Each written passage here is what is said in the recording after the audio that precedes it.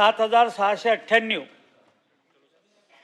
सभापती महोदय छापल्याप्रमाणे सभापती महोदय, हा जो प्रश्न आहे जननी शिशु सुरक्षा योजना 102 या ॲम्ब्युलन्सच्या संदर्भातला प्रश्न होता।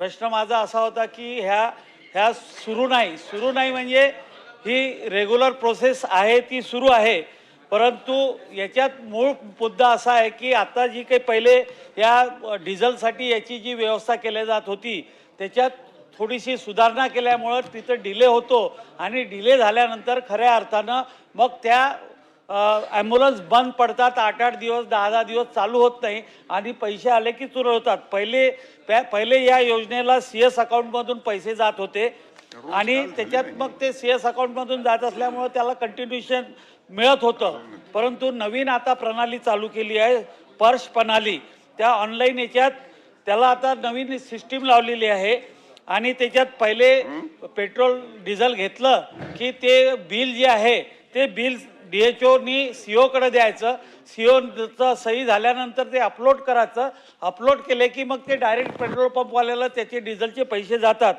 परंतु एखाद्या वेळेस याच्यात असं होते की 8-8 दिवस 15-15 दिवस पैसे न गेल्यानंतर मग तो डिझेल पंपवाला 15 दिवस 8 दिवस ते डिझेल उपलब्ध करून देत नाही आणि त्या पिरियडमध्ये मग तो खंड पडतो। आता तो खंड पडत असलेला आहे, त्या संदर्भातला प्रश्न होता। आपण जे उत्तर दिलं ते बरोबर आहे, योजना चालू आहे, पैसे आहे आत्ता बरोबर आहे, परंतु जो आता सिस्टीम बदल केल्या त्याच्यामुळं त्याच्यात ते पैसे मिळणारा उशीर होतो आणि मग त्याच्यातून ज्यांच्यासाठी ही योजना आहे त्या गरोदर माता बालक हे त्या पिरियडमध्ये त्यांना दवाखान्यापर्यंत नेणं आणि त्यांना घरापर्यंत सोडणं याच्यात डिले होत आहे। आपण जर उत्तरात म्हटलं आहे की आत्तापर्यंत 1014 लोकांनी त्याचा उपयोग घेतलेला आहे किंवा त्यांना लाभार्थ्यांना आपण पोचवलेला आहे, परंतु मधातला जो खंड पडला असेल त्याच्यात काही ना काहीतरी पेशंट त्याच्यापासून दुरस्त गेले असेल। माझी मंत्री महोदयांना ही विनंती आहे की याची सिस्टीम आपल्याला बरोबर करावं लागेल, तेवढाच माझा प्रश्न आहे। मंत्री महोदय।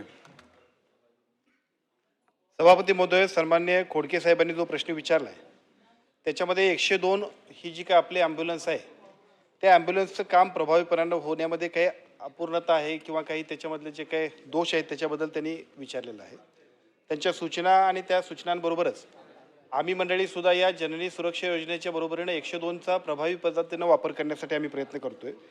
आपण सांगितलं की SNS स्पर्शच्या प्रणालीच्या माध्यमातून ज्या पद्धतीनं एकूण नवीन ही प्रणाली सुरू झाली त्याच्यामुळे पैसे द्यायला उशीर होतोय आणि त्यामुळे 102च्या ह्या सगळ्या सर्व्हिसेस व्हायला सुद्धा उशीर होतोय।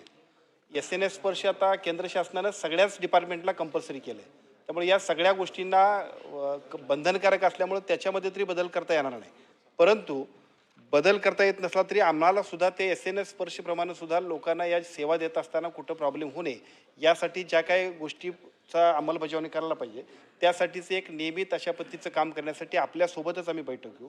मेळघाटमध्ये आता ज्या काही एकूण वाहतुकीसाठी उपलब्ध असणाऱ्या सगळ्या ॲम्ब्युलन्स आहेत त्या ॲम्ब्युलन्स उपलब्ध आहेत, पण त्याचं काम आणि व्याप्ती वाढायला पाहिजे यासाठी मुद्दाम मी आपल्याला सांगेन की 25/12/2025ला एक GR आम्ही काढला आहे की ज्याच्यामध्ये फक्त 102 ही फक्त आता जननी सुरक्षा योजनेपुरती मर्यादित राहणार नाही, तर जे इमर्जन्सीचे पेशंट्स असतील वेगवेगळ्या पद्धतीच्या सगळ्या आजारासाठी सुद्धा 102च्या गाड्यांचं वाहतुकीचं नियमन होईल यासाठीच्या सूचना दिलेल्या आहेत।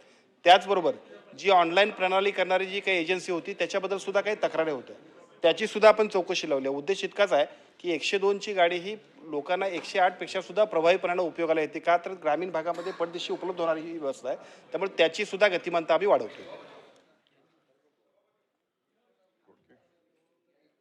याच्या व्यतिरिक्त माझा एक थोडासा अजून वेगळा प्रश्न होता। राष्ट्रीय बाल स्वास्थ्य कार्यक्रम अंतर्गत आता जवळपास तिथं ज्या तुमच्या ॲम्ब्युलन्स चालतात त्यातल्या धारणीतल्या 3 ॲम्ब्युलन्स जवळपास डिसेंबरपासून बंद आहे, त्याच्यात त्या ॲम्ब्युलन्समध्ये डॉक्टर फार्मासिस्ट आणि नर्सेस वगैरे असा तो युनिट आहे, परंतु ते 3 युनिट जवळपास डिसेंबरपासून बंद आहे, त्या संदर्भात आपण त्या सूचना द्याव्या ही माझी विनंती आहे।